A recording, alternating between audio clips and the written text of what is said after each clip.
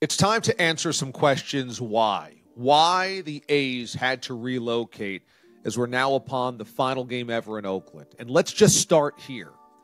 This is the death of a community. This is the death of a fan base. This is a death orchestrated by John Fisher, enacted by the A's franchise, and witnessed by Major League Baseball and the commissioner, Rob Manfred. There is no innocence here from Fisher, from the A's, from the commissioner's office, or the other owners. They are all complicit in this. And again, it did not have to happen. This is a civic death that we are witnessing. And it was completely avoidable, and it is done with the worst intentions possible.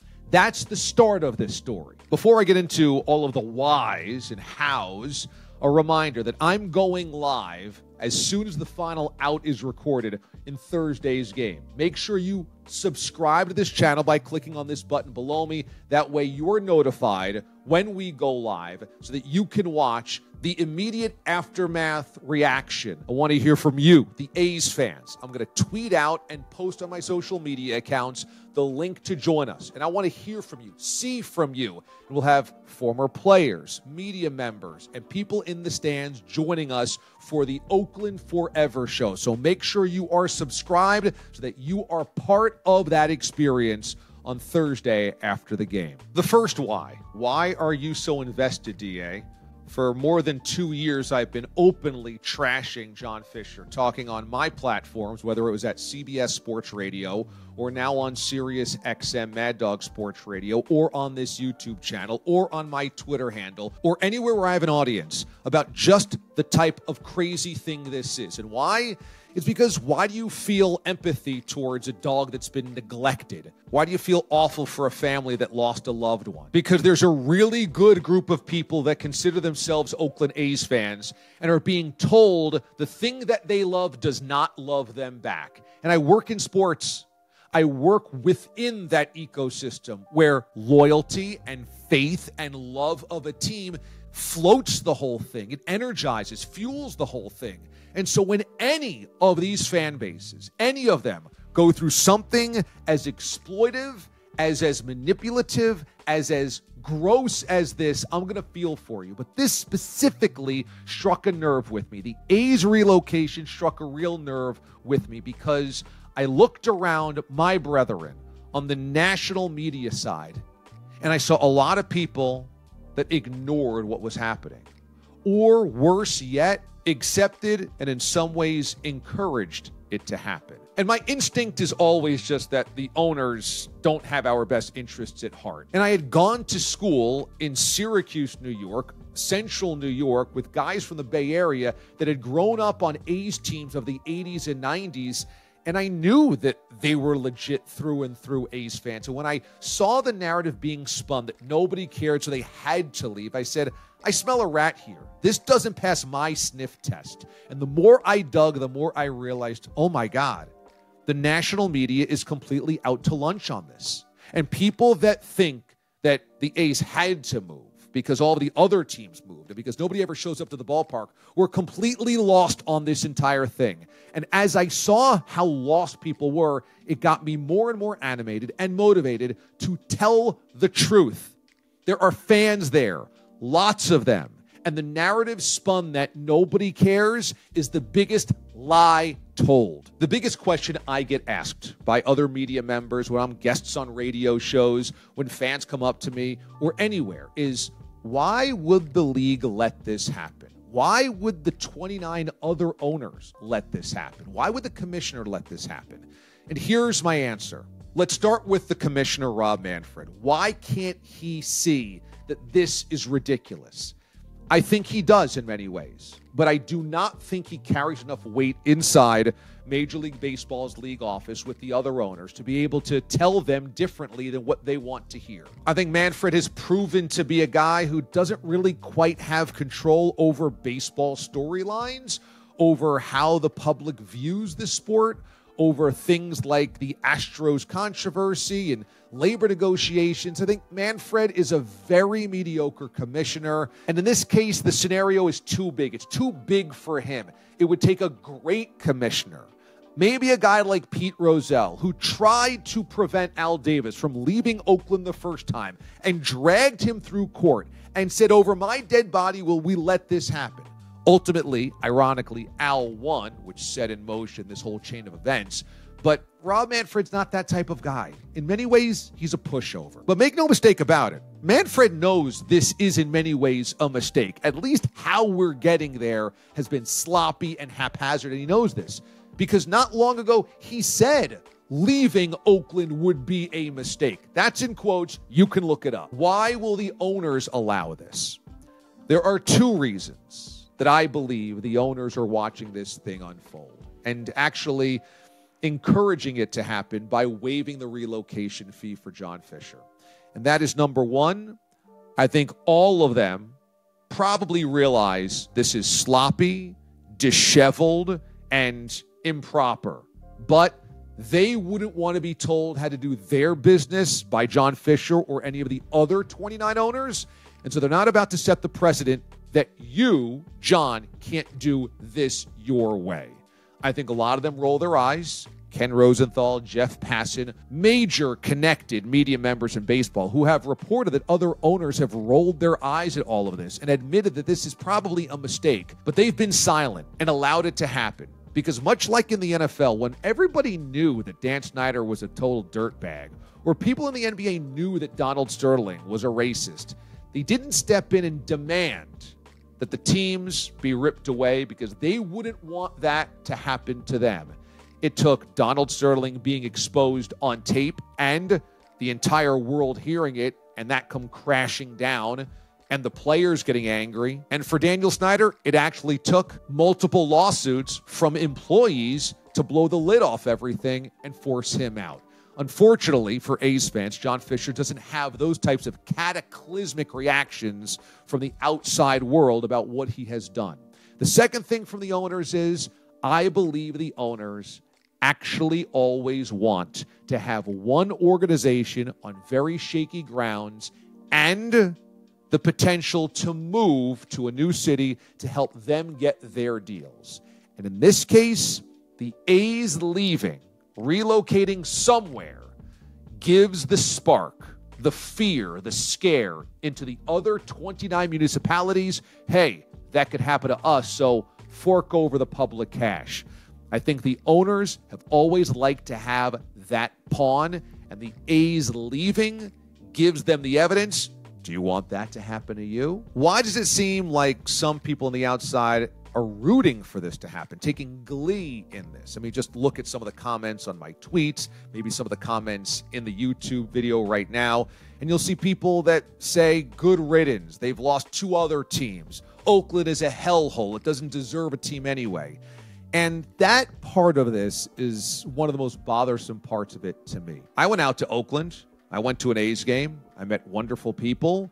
I had a wonderful time. I drank wonderful beer, ate wonderful food. I don't see why anybody would think that it was a terrible place to live, to work, to have a baseball team. But I think in today's culture, so many people have been told by social media and by media outlets that they follow or they listen to that they're supposed to root against a certain part of America. If that part of America is framed to be opposite these two polarized sides, you're supposed to root for doom on that side. And I think that happens here because let's think about it. In 1958, do you think there were parts of America that were rooting for Brooklyn to lose the Dodgers or rooting for Upper Manhattan to lose the Giants? Do you remember anybody across America being so polarized that they said, good riddance to the Oilers. I'm glad Houston is losing its football team. Or Cleveland's a dump. They should lose the Browns. That's a very modern concept. And if you find yourself rooting for the people of Oakland to lose a team, you should ask yourself, how much of that has been manipulated by messaging from the outside, people that want you to see an enemy somewhere else in America to help them out, their ratings, their voting block? Are the people in Vegas rooting for this to fall through so that they get a baseball team? Of course. But it's everybody else who really does not have a dog in the fight, and those that root for Oakland to lose a team To me, some of the most brainwashed that I've seen or heard. You can't take them seriously. Also, we live in an America where people are upset. Prices have risen. College is really expensive. Social media is negative, negative, negative. The news media feeds you the worst stories every single night to keep you tuned into the newscast. We're on antidepressants or on diet pills. 50% of marriages end in divorce. And what happens when the weight of the world is crushing on you? You root for other people to be unhappy. Yeah, in sports, you might root for a team that you hate to lose, but this is different than rooting for the Cowboys to get blown out or the Yankees to lose a playoff game. This is about hoping, liking that a group of other fans are being torn apart because they're losing their team permanently. Rooting for that is at a different level of weirdness. And I just think it's like when you get broken up with and you're miserable, you hate to see the commercial of two people walking on the beach at sunset. You think that everybody else is happy and you're miserable and you're hoping for that other couple to break up. I think that's what's happening here. The people rooting for the A's to leave are ones that are miserable about their own life. Why hasn't it gotten done? I'm not going to pretend to know every single in and out of the political machinations of the Bay Area, but I know this. It's really hard in the state of California to get public money to build a ballpark or a stadium. It has been the fight of so many teams on the West Coast, so many Californian teams. It's why the Chargers moved to Los Angeles. It's why the Rams originally moved to St. Louis. It's why the Giants were threatening to leave to Tampa Bay. It's why the Raiders ultimately left for Vegas. And frankly, I think that should be applauded. Because here we are across America, completely pessimistic about how our tax dollars are being used by politicians and the real reasons politics works the way that it does. Why would we argue with a group of people that say less tax dollars for billionaires? I've always felt this way. Why should anybody who's worth hundreds of millions of dollars or billions of dollars be able to take advantage of free money from our pockets to build their stadium to enrich their pockets? It's ridiculous. And so all of the Californian cities, and specifically Oakland, to say no to this is actually admirable. Now, has it been difficult to work within that type of structure? I'm sure. And I'm sure all of the steps that led us here, there's responsibility on the side of Oakland lawmakers, politicians, rules, and regulators. However, the why has to also include this. Why has John Fisher moved the goalposts every step of the way?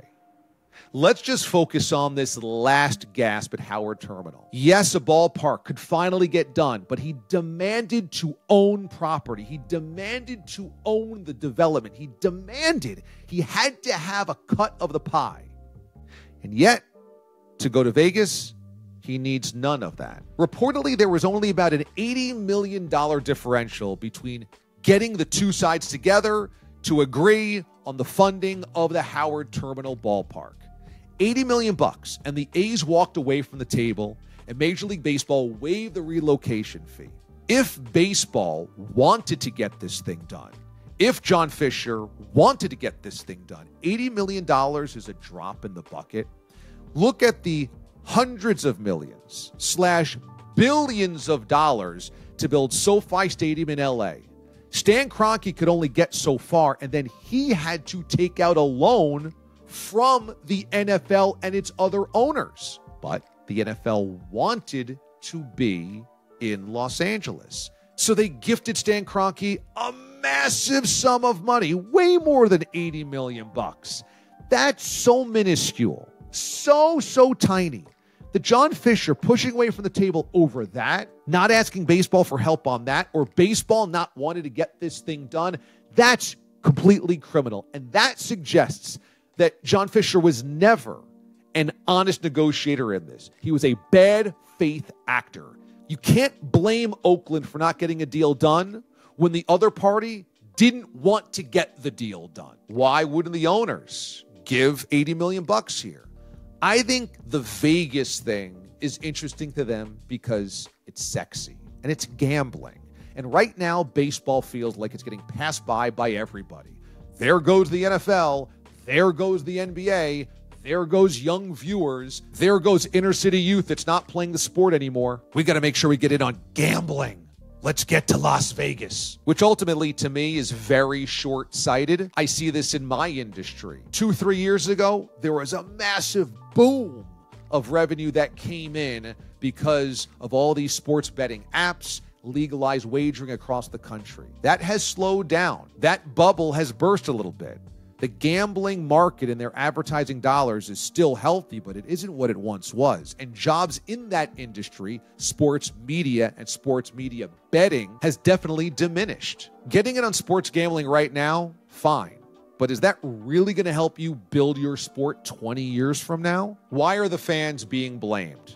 Because America saw empty stands at the Oakland Coliseum for years and just assumed that nobody cares about the A's. And sure, there were some really pitiful attendances over the years at Oakland Coliseum. That being said, the A's of my youth used to sell out the Coliseum regularly. The A's of the 80s, the Bash Brothers, the 90s, and more recently, playoff teams of the 2000s and 2010s. They put 40, 50, 60,000 people in that ballpark. All the city needed was a winner, which is pretty much what every town is. Look it up. Attendance in the late 80s, early 90s, when they were fielding one of the best teams in baseball, were one of the best attendances in baseball.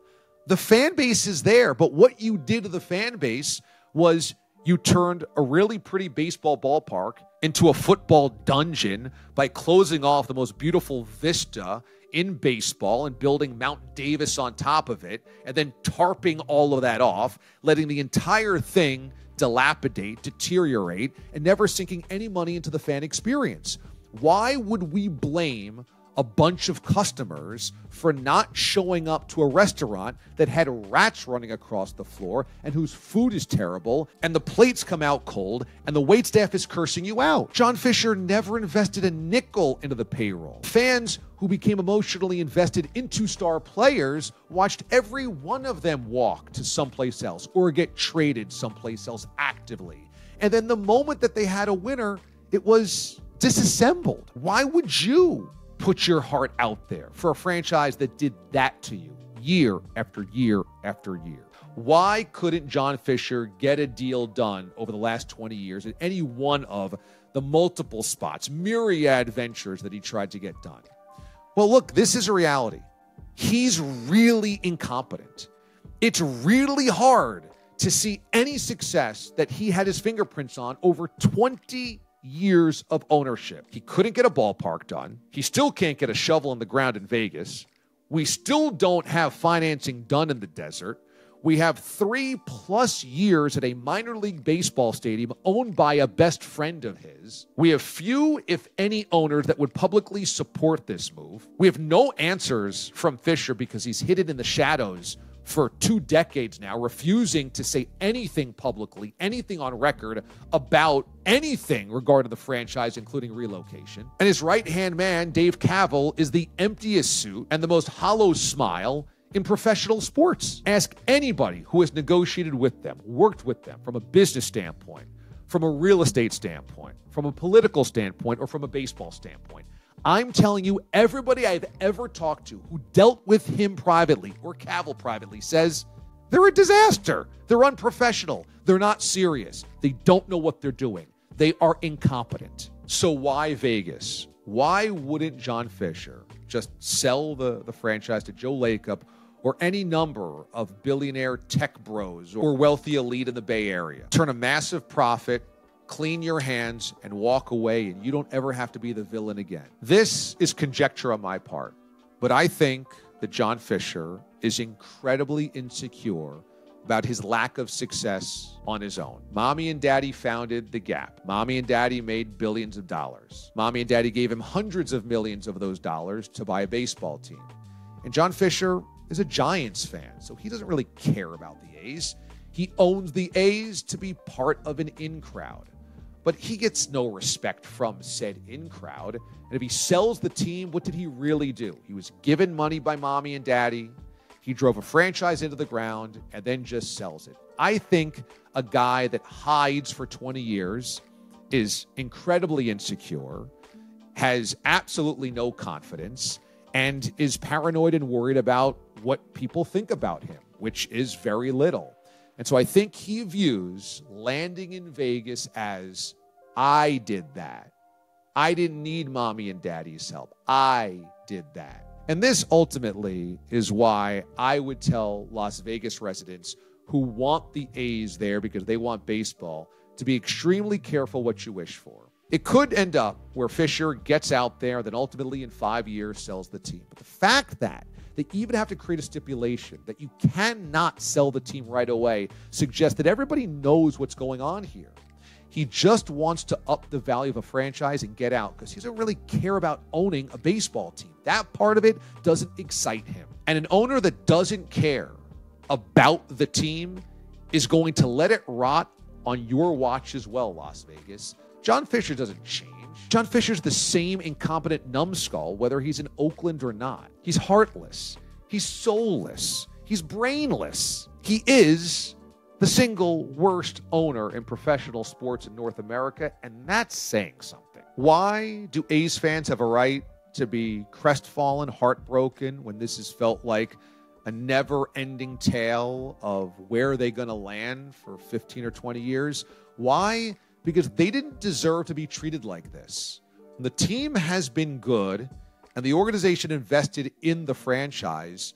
People showed up. And even after the organization essentially waged war against the fans, against fan organizers like the last dive bar, when the A's wouldn't invest anything in the team, in marketing, in the fan experience, the fans that still did show up were doing so simply out of pure loyalty. This is what I love, or this is what my family has loved. This is all I know, and you're not going to take that away from me. And now it is being taken away, literally being taken physically away. So why should A's fans be upset? Because they had no hand in this. This is not their responsibility.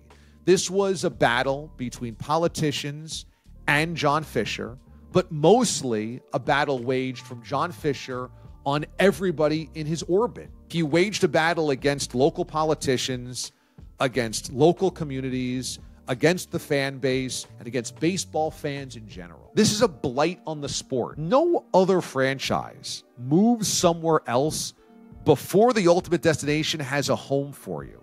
The fact that there's a 3 to 4 year in-between period before the A's can get to Vegas, before financing has been made official in Las Vegas, tells you how amateur, how Mickey Mouse, how sloppy all of this is. It should never happen this way. Why do I keep doing videos? And why did I go out to Oakland this summer? And why am I going live after the game on Thursday? Because it's wrong. It is wrong what has happened. It is wrong that A's fans have had their loyalty and their faith and their tradition trampled on by a bad faith negotiator in John Fisher. And it's wrong that the league and its owners have viewed this as, quote, a headache that they didn't want to get involved in, or a pawn that can help them get their ballpark. It's wrong that Rob Manfred has not done what was right by a great baseball fan base. And it's wrong that there are people out there thinking this is what Oakland deserves. And when you see something that's really, really wrong, you don't shut up about it. I'm done. I'll be on the air with you guys right here on this YouTube channel after Thursday's game, the moment the final out is recorded. I'd love to see you here. Subscribe to the channel by clicking on this button right next to me. And if you're not in Oakland, support the people of Oakland, because that's the right thing to do. I'm DA, Damon Amendolara. Thanks for watching.